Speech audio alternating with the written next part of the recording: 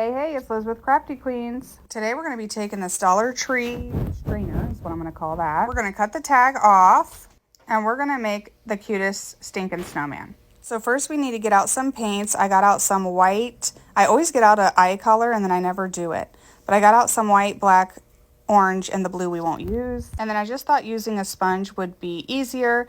We did the inside and the outside of the strainer. One of the viewers told me to do that, and it looked so much better once I did. After that was on, we gave it a dry with our heat tool, and we did a second coat and gave that a dry, and then it was time to move on to the face. All of this is going to be spray sealed, so I used some real blush and a makeup brush to add some cheeks. Then we're going to take our orange paint and we're going to draw out a little nose. I find using a round brush is easiest for this because it has a pointed end. And I did put the paint on the inside and the outside. Then we're going to use a foam brush for the black part of the eyes, a foam brush handle for the mouth, and then we're going to give all of that a good dry. Next, it was time for eyebrows. We added some whites to the eyes using a different foam brush handle. Then it's time to add the scarf.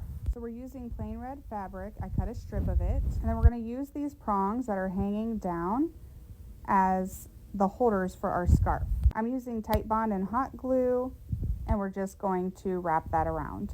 Once we have the scarf on, we're going to make slits at both ends. Then I'm going to take a gator sander and just fluff them out. Next, it's time to get his hat together.